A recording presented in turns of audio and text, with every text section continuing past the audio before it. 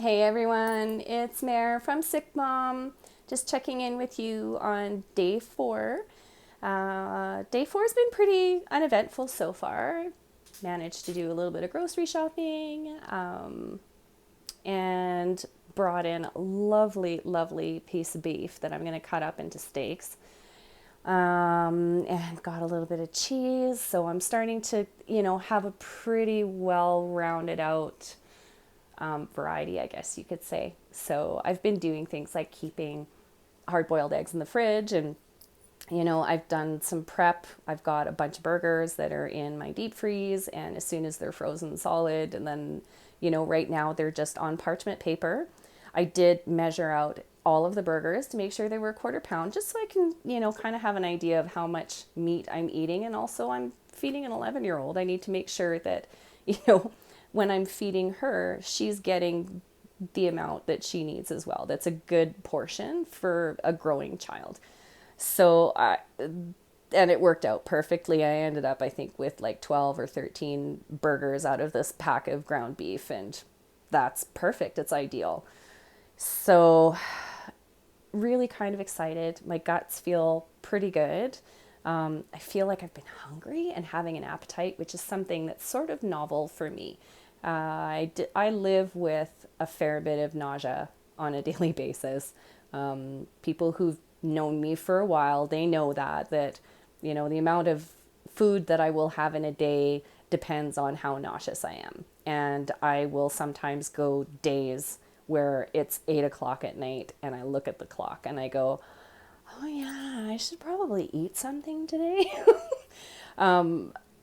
With this, there there just seems to be a different type of hunger, I guess. It's not like I get hangry. When I'm hungry, and I just eat until I'm full, and if I feel like I need a little snack later, then I'll have a little bit more. The videos I've watched of other people, there's great resources. I'm starting to collect them in a playlist, actually. So if you want to see some of the resources I'm going to, I called the playlist Carnivore Resources. So you can see the links that I've been saving in the interviews I've been watching in case you're curious. And I'll continue to add that, and I'll be putting links in the description as well. But I thought, a playlist, that's a really great idea. I can make that public and then everyone can have access to it. But anyhow, some people have been doing carnivore for decades. Not even kidding. I was so surprised. When I first heard about the carnivore diet, I thought, okay, this is like a therapeutic eating plan that people will undertake for a short period of time, maybe reset their metabolism or their hormones, and then, they kind of go about their life and make adjustments where needed. Now I'm seeing that there are some really well-known individuals who have been doing it for 30 plus years. Mind blown, completely blown. And that these people, their blood work is clean, they're healthy, they're active. That's something that I have to say, I was shocked. I was shocked to hear that there are people who have been eating nothing but meat, completely exclusive to meat, and that they have been thriving. So it's the opposite of everything I've ever been taught about nutrition. Even when I did nutrition as my elective in college, even though I was taking an IT program, because of how I grew up. And, my dad, I've kind of talked a little bit before, he had some issues with his weight. So he was on doctor prescribed and nutritionist created plans from the time I was very young. So that conversation was always in our house, and we were learning, okay, well, what's the difference between a starch, and what's the difference between protein and fats, and how much are you supposed to have? And also being someone I used to go to the gym when I was working out a lot, probably 5 or 6 times a week. And I loved it. And I had a great workout partner and just had tons of fun getting fit and really enjoyed that. So the nutrition conversation for athletes, also with my skiing background, that's always been kind of at the forefront of my mind. Like, how should I be feeding my body, especially through periods of activity? And there's some pretty interesting stories that have come out of finding out about food intolerances and what a person should be feeding their body.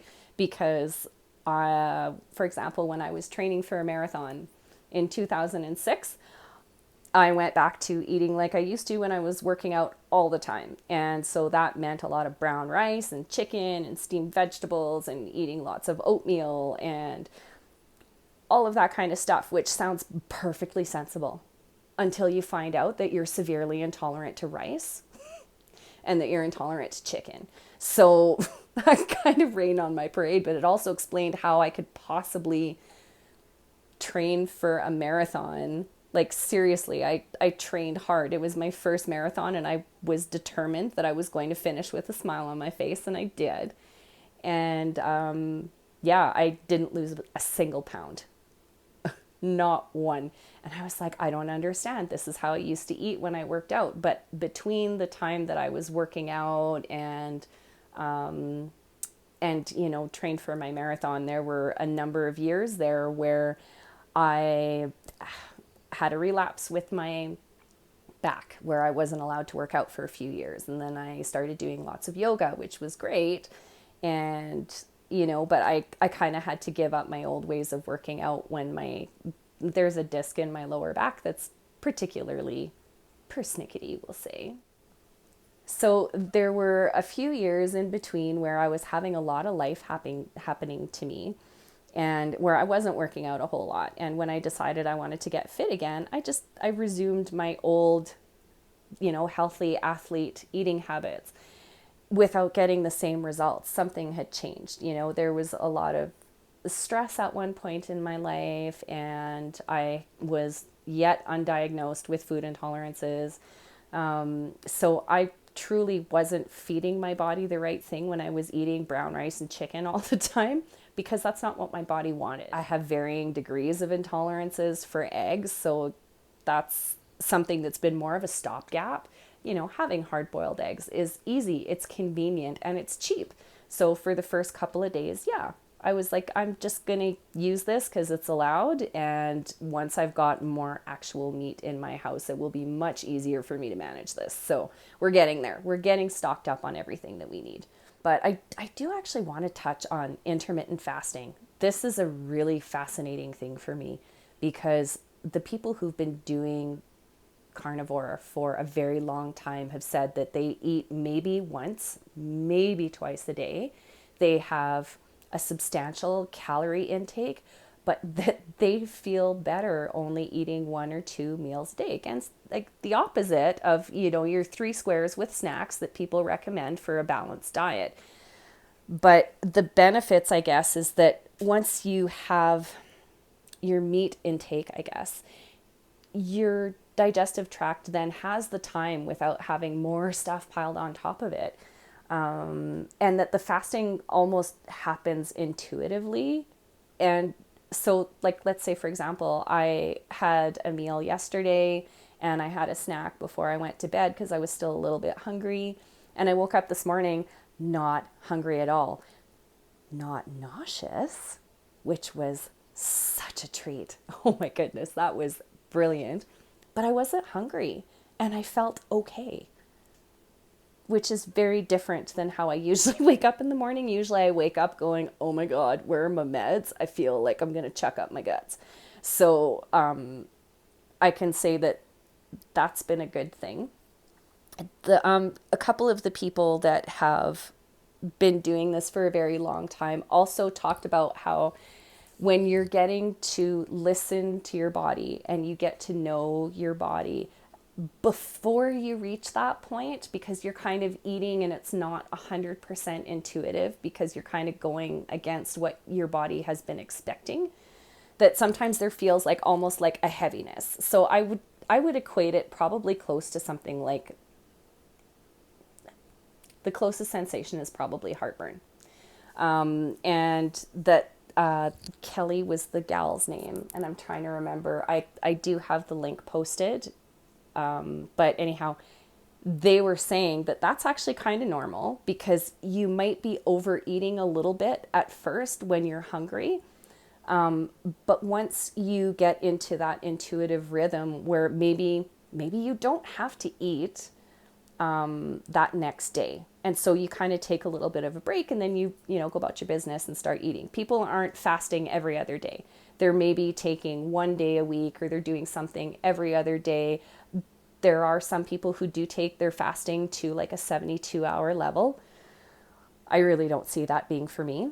And after hearing someone who, another gal who has been doing this for 10 years, she said that she was fasting very consistently and very avidly at the beginning, and she's really eased off in the last few years, and she actually found that there was really no difference, or she didn't feel that there was a direct benefit from including that fasting. It's almost like she felt like, you know what, it's not as necessary as she once thought. So but I think it's a good thing if you're listening to your body and it's telling you that you're full.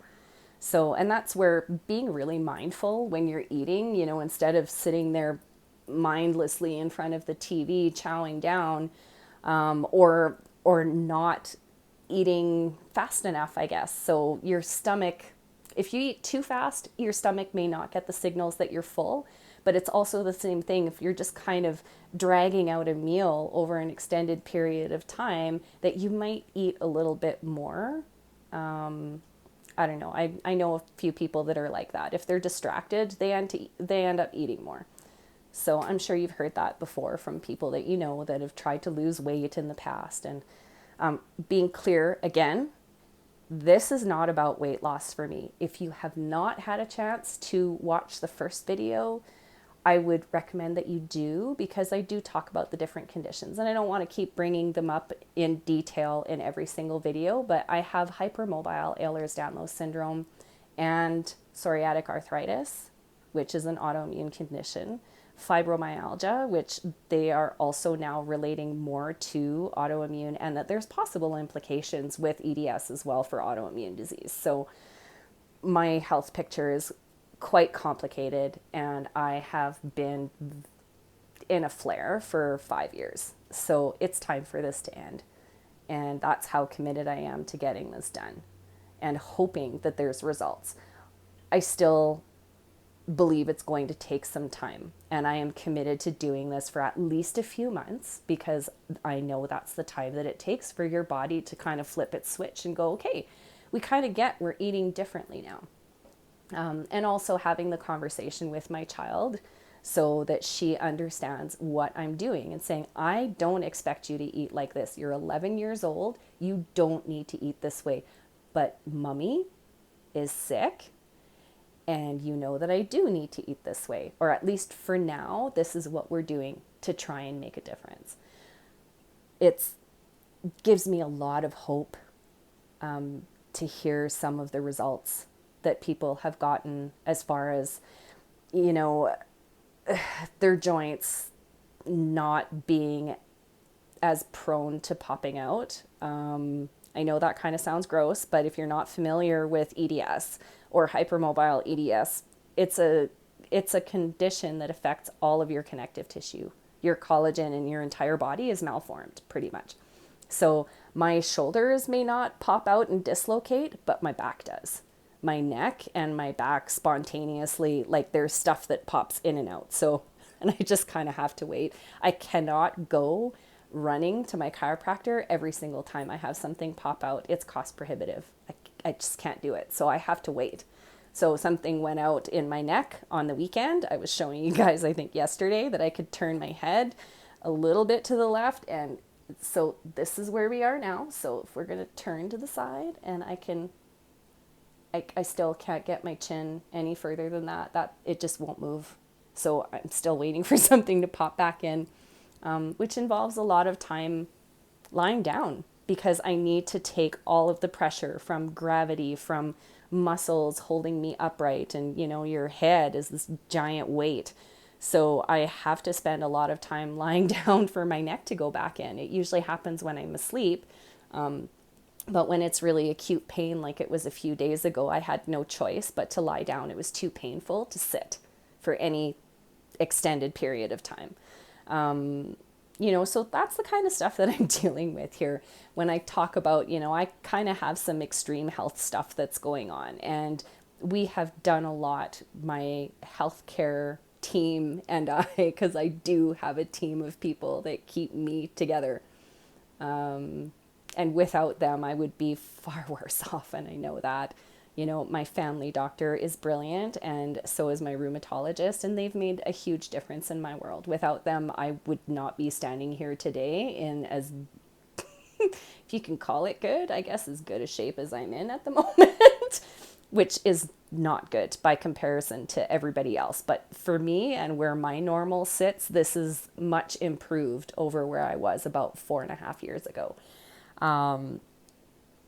So anyhow, it's been a good day. I've had a lot of revelations. I've had to do some soul searching. I had great conversations with people today who are there lovingly supporting me through this, and that I've been able to work through and get closure on some of the things that I have tried in the past and realize that they didn't work, and that's okay because it wasn't the right thing. So it's time to move on. And it's been a few years since I've tried anything new with my diet, with what I eat every day. So I'm up for this challenge. And I hope that you will follow along my journey and stay with me as I explore this new way of eating that's not really new, because apparently people have been doing it for 30 years or more. So I would just ask again, if you do like this video, give me a big thumbs up and like this video, subscribe, click that notification bell so you know when the new videos are coming in. And you can follow me on social media on Facebook, Twitter, or Instagram at the Mare1. So thanks again for being a part of this. I invite you to leave comments. And again, if you have something to say, just come from a place that is loving and compassionate. You don't know me. I would love to get to know you and your stories. But just remember, this isn't something that I've undertaken lightly. And that this is over a decade of not really having the quality of life that I would like, that has brought me to this point, to something that is very, very different than what most people do. Anyhow, have a wonderful day. So this is SickMom checking out.